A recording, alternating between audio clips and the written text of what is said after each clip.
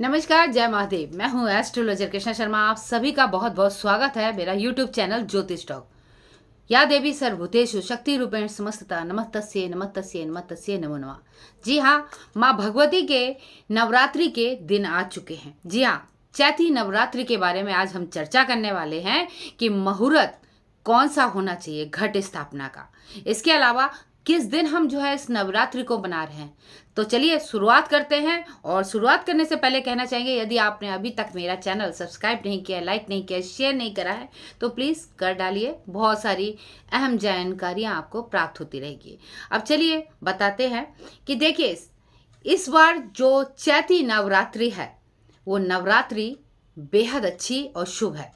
जी हाँ, इसका मतलब ये है कि ये नवरात्रि कब प्रारंभ हो रही है? बुधवार को 22 तारीख पड़ रही है। और 22 तारीख को ये नवरात्रि सुबह प्रातः काल जो घट स्थापना का मुहूर्त लेके आ रही है वो है 6:24 से लेके 7:39 तक का रहेगा। इस दौरान यदि आप अपने घर में पूजा स्थापना कर रहे हैं, यानी घट स्थापना कर रहे हैं, तो आप कर सकते हैं। और आपका जो भी इच्छा है, जो भी आपकी मनोकामना है, या बिना मनोकामना के भी आप रख सकते हैं। कोई भी संकल्प करके आप उसमें दक्षिणा के साथ में, जैसे कि दुबा हो गया, अक्षत हो गया, इसके साथ ही कोई भी एक सिक्का ले लीजिएगा। ये सारी चीज़ें आपने लेना है, संकल्प करना है, गंगा जल डाल के संकल्प करते हुए उसके बाद आपने घट में डाल देना है।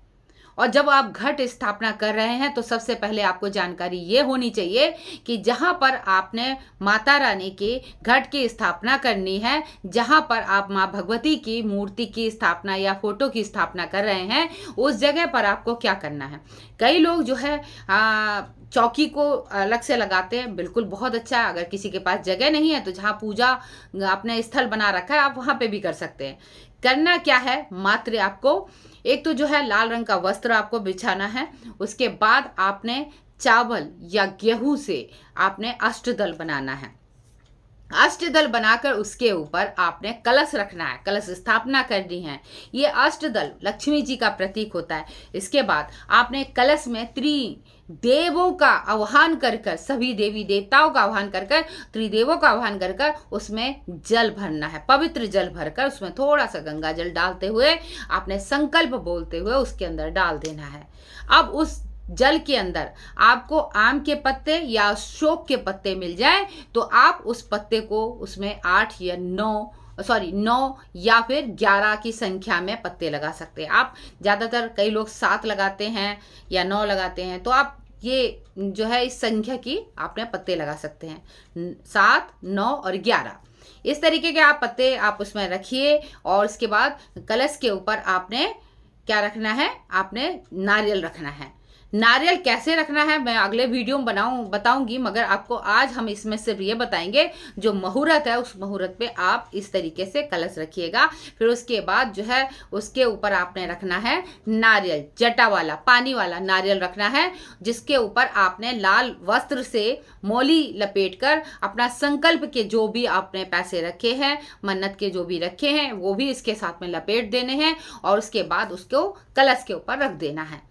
इसके साथ आपने अखंड ज्योत जलानी है। यदि आप रोज समय नहीं दे पाते हैं, आप जॉब पे जाते हैं, तो आप सुबह शाम जला दीजिए। अन्यथा जो है आप अखंड ज्योत जलाकर माँ भगवती का आह्वान कर कर, माँ दुर्गे का आह्वान करके, माँ ज्वाला का आह्वान करके उनको आमंत्रित करते हैं कि माँ आप ज्योत रूप में हमारे घर में आप विराजमान हुइए। इस तरीके से आप अपने घर में पूजा स्थापना करिए। उसके बाद आप विभिन्न तरीके के अलग अलग दिन अलग अलग भोग भी माँ को अर्पित कीजिए। फूल और माला जो है माँ भगवती को चढ़ाइएगा। कपूर से आरती करना बिल्कुल ना भूलें, क्योंकि माँ को कपूर की आरती बेहद उत्तम लगती है, बेहद पसंद आती है। ये जरूर कीजिएगा।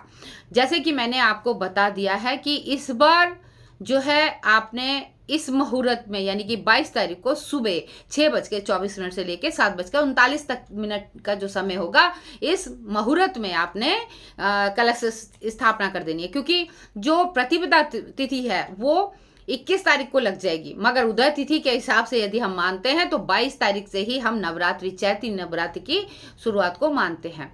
और इस बार माँ की सवारी की अगर हम बात करते हैं तो माँ की सवारी कौन सी है? जी हाँ, माँ की इस बार की जो सवारी है वो नाव पे है। तो माँ भगवती इस बार अपनी सवारी नाव पे लेकर आ रही है, जो बहुत ही ज़्यादा अच्छी है। और जब माँ की विदाई होगी तो माँ की विदाई डोली में होगी। तो ये दोनों ही संकेत बेहद शुभ हैं। बहुत सारे शुभ और संयोग बन रहे हैं, शुभ मुहूर्त बन रहा है, जिस मुहूर्त के कारण 22 तारीख का दिन बेहद उत्तम है। इस दिन आप जो है माँ भगवती की पूजा आराधना करते हुए घट स्थापना अपने घर में कीजिए। और हो सके तो इन 9 दिनों में अपने घर में भजन कीर्तन ये जरूर करते रहिएगा। कलहा कलेश बिल्कुल मत करिएगा। घर के मुख्य द्वार को साफ सुथरा रखिएगा। घर के मुख्य द्वार पर चप्पल जूते जैसे लोग बिखेर देते हैं बिल्कुल मत रखिएगा। रंगोली बनाइएगा। सुबह उठकर पहले जल अपने घर के मुख्य द्वार पर आपको छिड़कना है। इसके बाद रंगोली बना सके तो बेहद उत्तम है।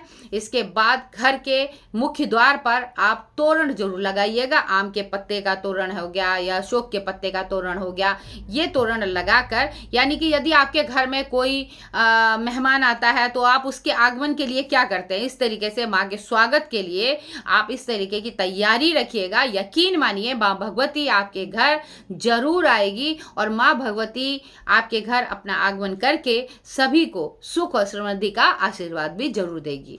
ये जो हमने वीडियो बनाया है आपको कैसा लगा? सारी जानकारी मैंने आपको दे दी है। और अगर कुछ रह गया हो तो आप कमेंट्स बॉक्स में लिखकर हमें बताना ना भूलें, ताकि जो है हम आपको बताएं कि अगर आपको कोई भी चीज़ आपको पूछनी है तो उससे विधि विधान से आपको मैं बता सकती हूँ कि क्या कर सकते हैं क्या नहीं कर सकते हैं। ये वीडियो आपको अच्छा लगे तो लाइक करना, सब्सक्राइब करना, शेयर करना बिल्कुल ना भूलें। अच्छा लगेगा कि यदि आप इस तरीके से करते हैं। हाँ, 9 दिनों में बिल्कुल कोई काले कपड़े मत पहनेगा। इस बार कोई भी नवरात्रि बढ़ा नहीं है, घटा नहीं है, सब बराबर से हैं। इस बात की भी मैंने आपको जानकारी दे दी और उम्मीद करती हूँ ये वीडियो आपको अच्छा लगेगा। आज के लिए बस इतना ही। मुझे दें इजाज़त। हर हर महादेव। ओम नमः शिवाय।